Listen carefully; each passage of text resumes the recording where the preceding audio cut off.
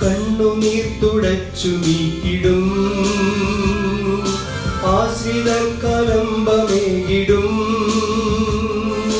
കണ്ണുനീർ തുടച്ചു നീക്കിടും, ആശ്രിതർക്കലംബമേകിടും.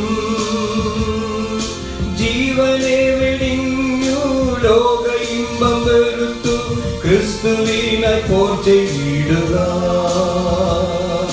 ജീവനെ വെടിഞ്ഞു ലോക ഇമ്പം വെറുത്തു, ക്രിസ്തുവിനായി പോർ ചെയ്തിടുക. പോകണം ക്രിസ്തുവിന്റെ പിൻപെ പോകണം. പോകണം ക്രിസ്തുവിന്റെ പിൻപെ പോകണം.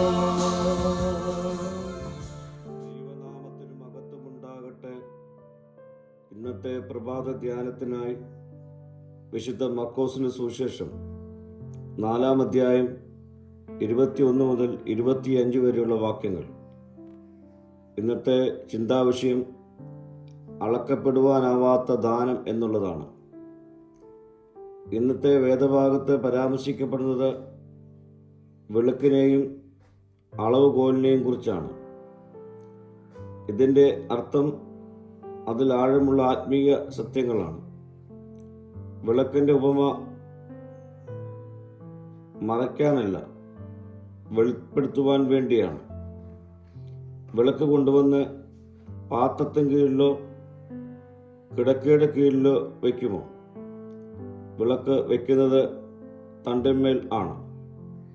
ദൈവം നമുക്ക് നൽകിയിരിക്കുന്ന വിശ്വാസം, അനുഗ്രഹം, കഴിവുകൾ ഇവ മറച്ചു വെക്കേണ്ടവയല്ല. അവ ലോകത്തിന് പ്രകാശം നൽകേണ്ടവയാണ്. നമുക്ക് ലഭിച്ചിരിക്കുന്ന സുവിശേഷം ഒരു ദാനമാണ്. ആ ദാനം നമ്മിൽ മാത്രം സൂക്ഷിക്കപ്പെടേണ്ടതല്ല, അത് അനേകർക്ക് പങ്കുവയ്ക്കാനുള്ളതാണ്. അളവിൻ്റെ ഉപമ നിങ്ങൾ അളക്കുന്ന അളവിനാൽ നിങ്ങൾക്ക് അളക്കപ്പെടുമെന്ന് വ്യക്തമാക്കുന്നു. ഇവിടെ യേശു നമ്മെ ഒരു ആത്മപരിശോധനയിലേക്ക് ക്ഷണിക്കുന്നു. നാം ദൈവവചനം എത്ര ഗൗരവത്തോടെയാണ് സ്വീകരിക്കുന്നത്? നാം മറ്റുള്ളവരോട് കാണിക്കുന്ന സ്നേഹത്തിൻ്റെ അളവ് എത്രയാണ്? നാം കൊടുക്കുന്ന ക്ഷമ, കരുണ, ദാനം ഇവയുടെ അളവ് എത്രയാണ്? നാം കൊടുക്കുന്ന അളവിനാൽ മാത്രമേ ദൈവം നമുക്ക് മടക്കി നൽകുകയുള്ളൂ. ഉള്ളവന് കൊടുക്കപ്പെടും, ഇല്ലാത്തവന് ഉള്ളതും കൂടെ എടുത്തു കളയും. ഇവിടെ പരാമർശിക്കുന്ന ദാനം ദൈവകൃപ, ആത്മീയ ജ്ഞാനം, വിശ്വാസത്തിൻ്റെ വളർച്ച, പരിശുദ്ധാത്മാവിൻ്റെ അനുഭവം ഇവയാണ്.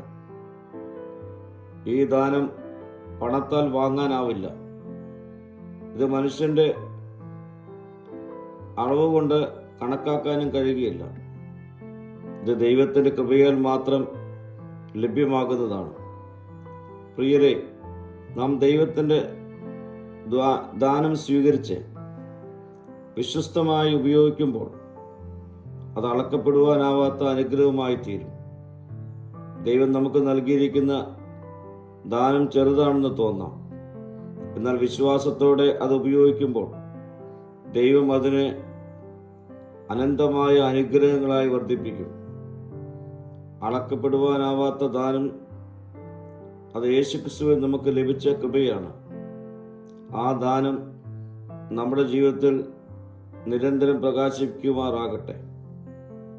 പ്രാർത്ഥിക്കാം. കർത്താവേ, നിന്റെ കൃപയാൽ ലഭിച്ച അളക്കപ്പെടുവാനാവാത്ത ദാനം എന്നെ നിലനിൽക്കുവാൻ തക്കവണ്ണം കൃപ ചെയ്യണമേ. മഹത്വം നീ എടുക്കണം. യേശുവിൻ്റെ നാമത്തിൽ തന്നെ. ആമീൻ.